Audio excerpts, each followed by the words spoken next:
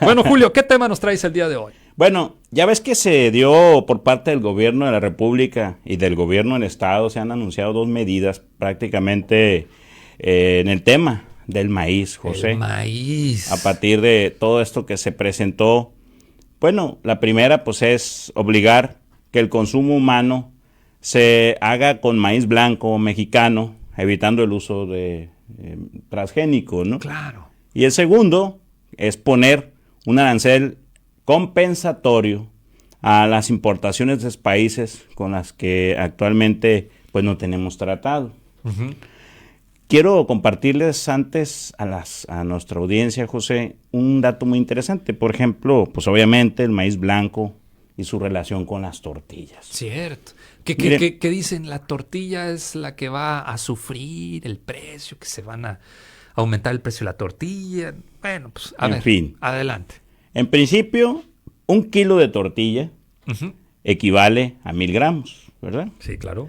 Esto tiene también un equivalente a 33 tortillas por Más o kilo. menos. 33. Si divido 1000 entre 33, me da 30 gramos. Y si lo multiplico por 6 tortillas, que es el consumo promedio en México diario, Ujú. ¿verdad? 6 tortillas diarias nos comemos los mexicanos, Así nada es. más. Claro, hay unos que comen menos, otros que comen más, pero el Ajá. consumo promedio Son diario de 6 tortillas tortillas son diarias. 6 tortillas. Esto nos da 181. Ujú. La población en México es de 126.700.000 habitantes. Si esto lo multiplico por 0.181 gramos, me da 22.932 kilos. Y si esto lo multiplico por 365 días Hombre. que tiene nuestro año, significa 8 millones de toneladas, 370.436 Es lo que consumimos en gramos. promedio. Así es. Wow. ¿Qué balance tenemos en nuestro país, José, y en nuestro estado en relación al balance del maíz blanco? Actualmente se producen 15 millones de toneladas para consumo humano, 6 millones para autoconsumo, 5 millones para consumo pecuario y 0.65 millones de maíz importado y 0.24 millones exportado. En total nos da 26.41 millones y de esas 3.2 millones son de maíz blanco. Como ves, en maíz blanco estamos ligeramente subofertados. Ujú. Ahora, el consumo total de maíz que se da en nuestro país es de 45 millones de toneladas. Por eso somos deficitarios. Pero la diferencia entre lo que producimos y lo que se logra adquirir por los grandes industriales se suple preferentemente con maíz amarillo. Y este maíz es para uso pecuario e industrial. ¿Qué hacen en la industria con este maíz?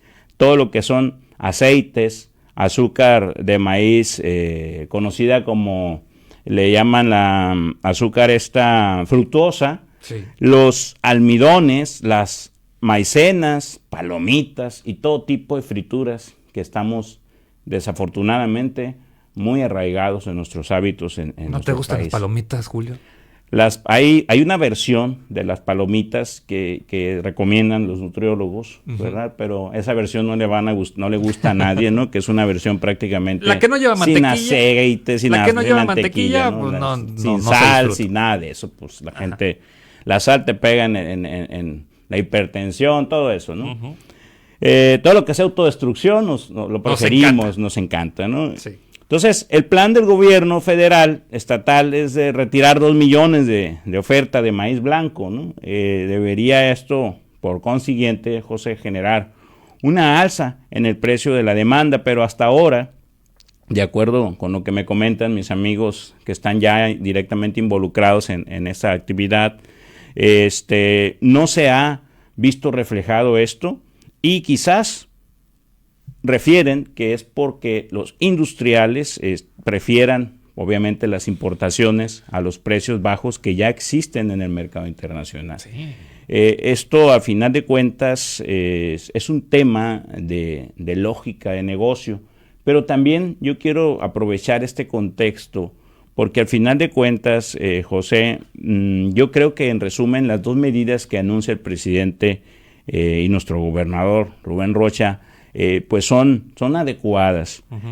Pero creo que es importante resaltar este punto que lo estuvimos reflexionando, fíjate, precisamente nuestros compañeros del colectivo de organizaciones empresarios, particularmente ahí nuestro amigo Carlos Urías y todos los demás, que el pago actual de 7,000 pesos por tonelada y que se ajustó, la verdad es que cualquier intento en general de la industria por comprar más barato es simple y sencillamente para generar más utilidades. Claro. Y yo creo que esto es importante destacar. Una cadena es tan fuerte como su eslabón más débil. Si nosotros en la iniciativa privada entendemos esta parte y nuestro principal, dentro de nuestra cadena de suministro, tenemos productores, en este caso de maíz, que son los más desfavorecidos en términos de capacidad competitiva, por lo menos, pues obviamente tendríamos que buscar mecanismos de diálogo con estos industriales para que pues busquemos fortalecer el eslabón más débil, puesto que si no lo hacemos, en el pecado se lleva la penitencia y al final es mejor tener estas condiciones y fortalecer al productor que buscar definitivamente suplir en un escenario, ¿no?, todo el consumo de maíz por maíz importado. Yo creo que esto es un tema de reflexión, de ética empresarial, de filosofía empresarial a la cual tienen acceso sin duda alguna los altos directivos de muchas de las firmas y entender esta parte, ¿no?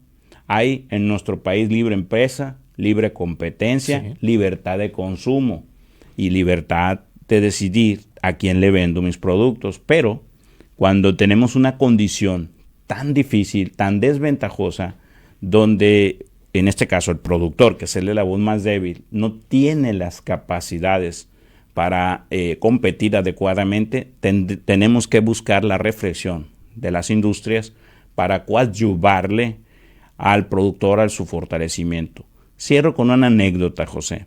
Cierta vez, y esta la debe de conocer mucha gente, un productor que sembraba y cosechaba un producto muy bueno, empezó a regalarle semillas a otros productores vecinos. Sí. Semilla de calidad, buenísima. Y alguien le pregunta, oye, ¿por qué lo haces?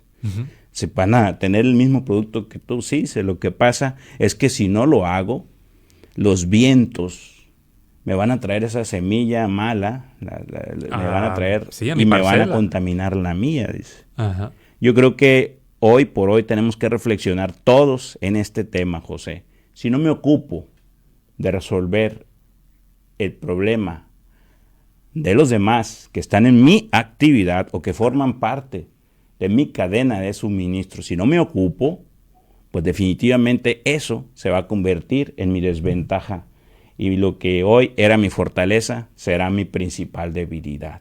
Porque compañías grandes en el mundo existen mucho más grandes de las que tenemos aquí, que serían las industrias que hoy tenemos actualmente, de las más principales del mercado. Sí. Entonces siempre habrá uno más grandote que tú. Entonces lo importante es reflexionar en este tema. Los tortilleros igual tienen libertad de competir y de poner precio al producto.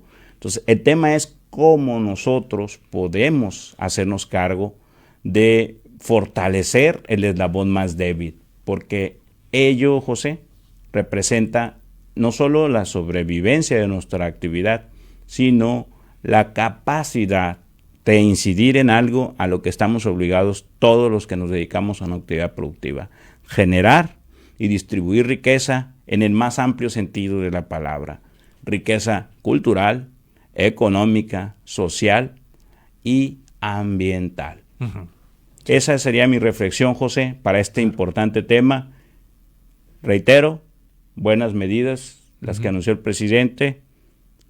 Pongo hincapié en la necesidad y hago un llamado a los industriales a reflexionar en este tema y a los productores que no se queden nada más ya, salimos del paso. Hay que empezar a trabajar para que se fortalezcan y una invitación adicional. Hay que empezar a pensar fuera del gobernante, Sí. fuera de los presupuestos. Cuando logremos hacerlo, no es fácil, ¿eh? Lleva años pensar distinto. Pero cuando logremos hacerlo, José, nos daremos cuenta, quizás, que la solución estaba en otra parte. Claro. A ver, ¿por qué depender en estos momentos de gobierno? Esa es mi pregunta número uno en el tema del maíz. ¿Por qué depender de gobierno? A ver, pues hay otros productos.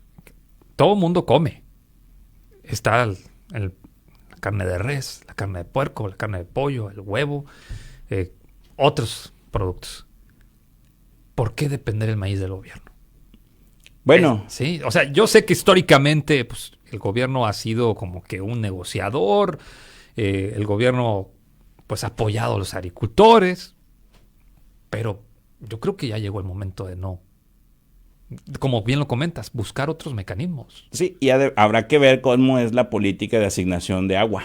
Uh-huh. Si la política de asignación de agua te dice que te autorizan agua siempre que siembres maíz, pues entonces de ahí tendríamos que empezar a cambiar. Uh-huh. Porque pues sin agua no puedes producir. Sí. Entonces yo creo que se tiene que analizar tanto como sea necesario, pero yo diría, aprovechen esta coyuntura. Ya salimos del bache, ¿no? Sí. Ahorita ya, vamos a aprovechar esta coyuntura para sentarnos. Creo que el gobierno tiene mucha posibilidad, José, de sentarse el propio gobernante con los industriales, por un lado. Sí. El propio gobernante con los productores. Recordemos que el artículo 25 de la Constitución Política de México dice que el gobierno es rector, el Estado es rector de la economía y por consiguiente tiene la facultad de hacer acciones de fomento entre particulares. Yo creo que aquí, al calor de un problema, a veces no vemos el mar de oportunidades, José. Esto nos pasa a todos. Yo diría, mucho tienen que hacer. Y es momento de empezar a construir alianzas entre productores, entre el sector industrial, entre el consumidor, que serían los tortilleros, Uh-huh. y pensar que podemos hacer más de lo que nos esperamos si logramos esta alianza por el desarrollo y competitividad de las empresas, como bien dice nuestra razón social de ADECEM. Muy bien. Pues se escucha muy bonito, Julio. Se escucha muy bonito, pero poder sentarlos a todos y llegar a un acuerdo difícil, muy difícil. ¿Tú negarías una invitación del gobernador Rubén Rocha a platicar No, con él? pues no. Por ejemplo, No. ningún industrial, ningún empresario, ningún ciudadano se negaría a reunirse con el gobernador. No. Con el presidente de México menos. Con un secretario de gobernación. Un menos. secretario de gobernación, ¿verdad? Uh-huh. Yo creo que sí se puede, José. Es cuestión, y fíjate que veo que esa área de oportunidad, y luego lo podríamos abordar, el gobernador tiene un gabinete, tiene personas, pero a veces nos perdemos, creo, José, Uh-huh. entre, digamos, que todo el mundo anda buscando el reflector. Sí. Pues ahí viene Que la no se nos selección. olvide que trabajas para un gobernador, Uh-huh. trabajas en un gabinete y trabajas para un estado. Indistintamente si la fortuna te sonríe y te conviertes en candidato de algo, estás primero tu lealtad para acompañar al gobernador Rubén Rocha en el logro de los propósitos que él se comprometió, porque él es un hombre de palabra.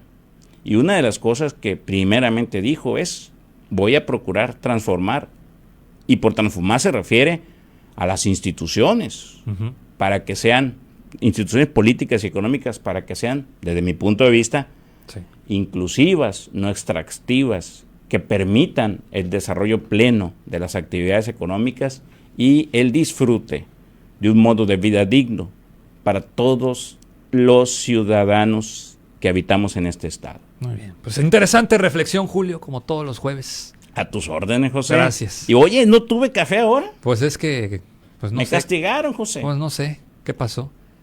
Ni modo. Ahí está la cafetera. Está atrás. Nos espera una exquisita taza de café. Bueno, gracias, Julio.